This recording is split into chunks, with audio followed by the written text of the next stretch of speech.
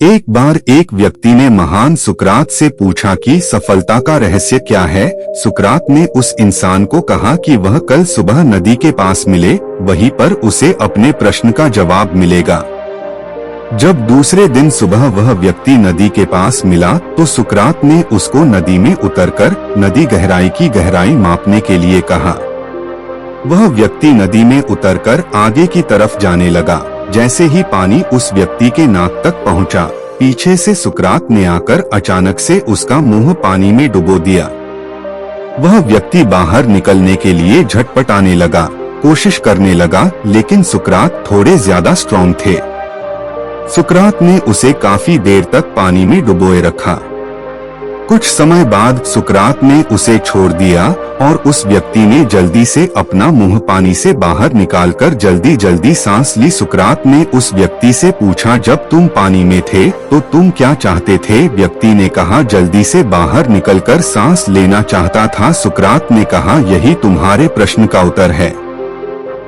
जब तुम सफलता को उतनी ही तीव्र इच्छा से चाहोगे जितनी तीव्र इच्छा से तुम सांस लेना चाहते हैं, तो तुम्हें सफलता निश्चित रूप से मिल जाएगी।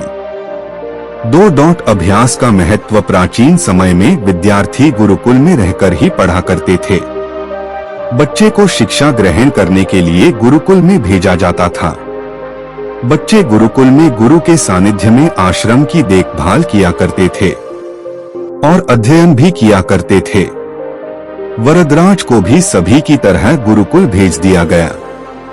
वहां आश्रम में अपने साथियों के साथ घुलने मिलने लगा, लेकिन वह पढ़ने में बहुत ही कमजोर था। गुरुजी की कोई भी बात उसके बहुत कम समझ में आती थी। इस कारण सभी के बीच वह उपहास का कारण बनता है। उसके सारे साथी अगली कक्षा में चले गए, लेकिन वो आगे नहीं बढ़ पाया। गुरुजी जी ने भी आखिर हार मानकर उसे बोला, बेटा वरदराज, मैंने सारे प्रयास करके देख लिए हैं।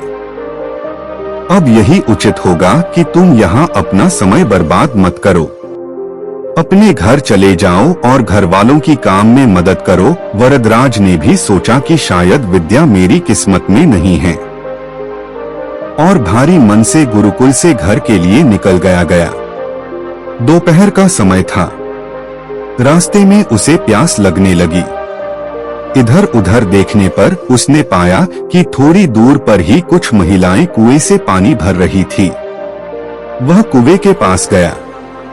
वहां पत्थरों पर रस्सी के आने जाने से निशान बने हुए थे। तो उसने महिलाओं से पूछा, यह निशान आपने कैसे बनाए? तो एक महिला ने जवाब दिया, बेटे, यह निशान हमने नहीं बनाए।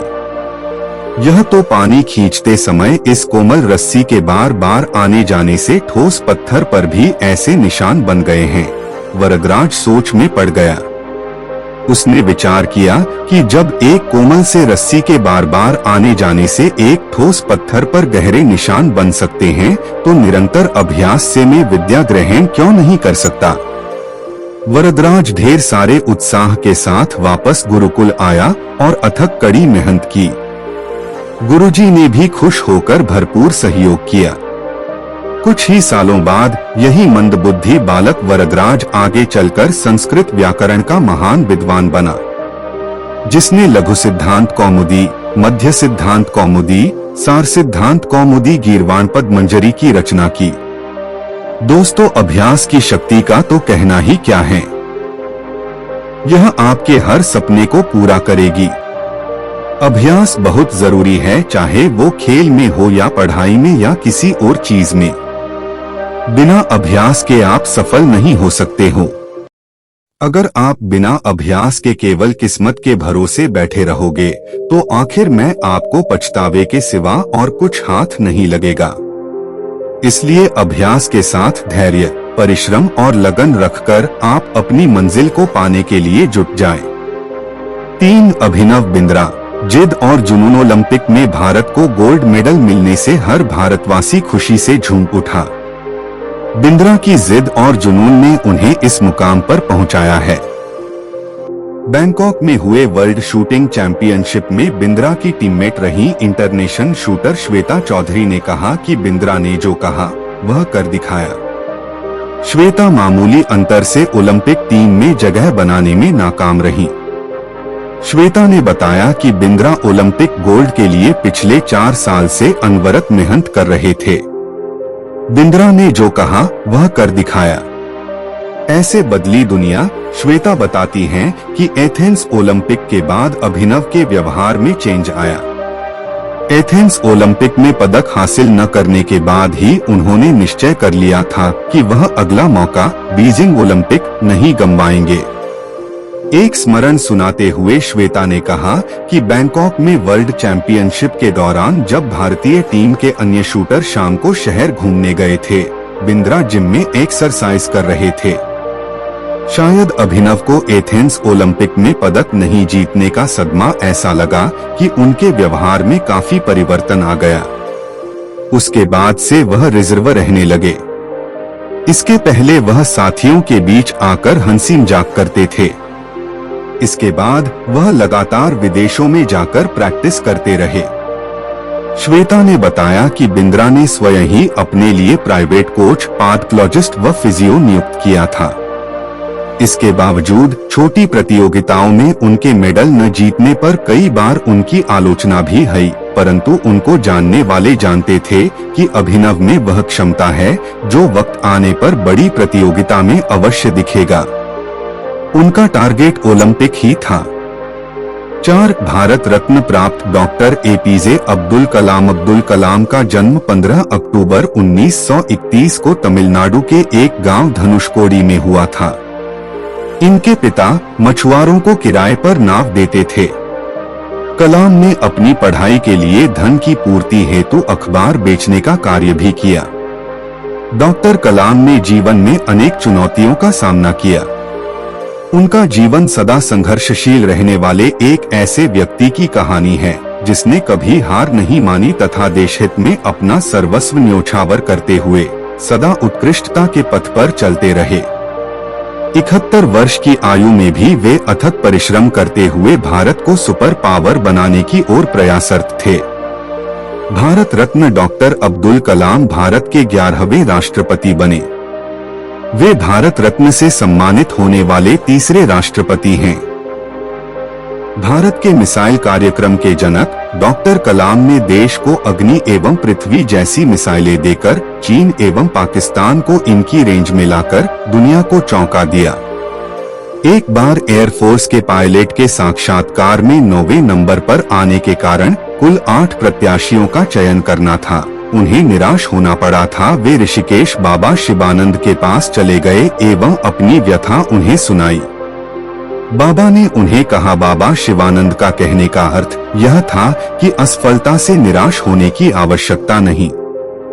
यह असफलता आपकी दूसरी सफलताओं के द्वार खोल सकती है। तुम्हें जीवन में कहां पहुंचना है इसका पता नहीं। आप कर्म करो, ईश्वर पर विश्वास करो।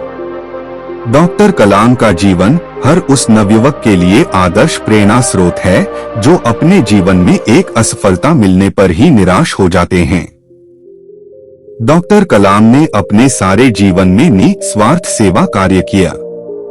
उनका राष्ट्र प्रेम और उनका देशभक्ति का जज्बा हर भारतीय के लिए सबक एवं प्रेरणा का पुंज है और हमेशा रहेगा। 5 महान गणितज्ञ रामानुजन। धुन के पक्के रामानुजन का जन्म एक गरीब परिवार में 22 दिसंबर 1887 को तमिलनाडु के इरोड कस्बे में हुआ था। उनके पिता एक साड़ी की दुकान पर क्लर्क का काम करते थे। रामानुजन के जीवन पर उनकी मां का बहुत प्रभाव था। जब वे 11 वर्ष के थे तो उन्होंने एस.एल. लोनी द्वारा लिखित गणित की किताब की पूरी मास्टरी कर ली थी। गणित का ज्ञान तो जैसे उन्हें ईश्वर के यहाँ से ही मिला था। 14 वर्ष की उम्र में उन्हें मेरिट सर्टिफिकेट्स एवं कई अवार्ड मिले। वर्ष 1904 में जब उन्होंने टाउन हाई स्कूल से स्नातक पास की तो उन्हें के रंगनाथा राव पुरस्कार प्रधानाध्यापक कृष्ण स्वामी अय्यर द्वारा प्रदान किया गया। वर्ष 1909 में उनकी शादी हुई। उसके बाद वर्ष 1910 में उनका एक ऑपरेशन हुआ। घर वालों के पास उनके ऑपरेशन हेतु पर्याप्त राशि नहीं थी।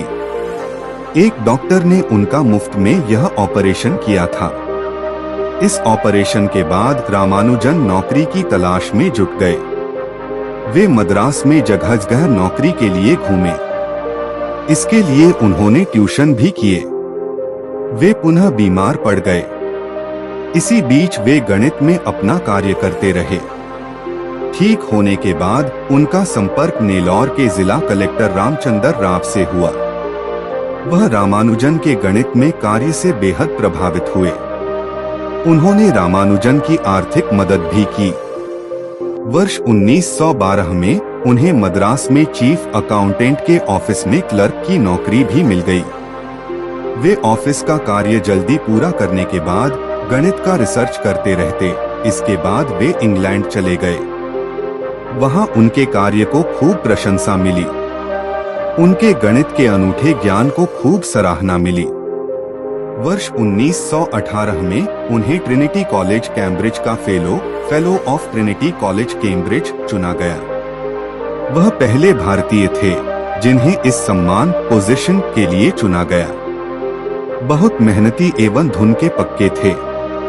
कोई भी विषम परिस्थिति, आर्थिक कठिनाइयां, बीमारी एवं अन्य परेशानियां उन्हें अपनी धुन से नहीं डिगा सकी। वे अंततः सफल हुए। आज उन्हें विश्व के महान गणितज्ञों में शुमार किया जाता है।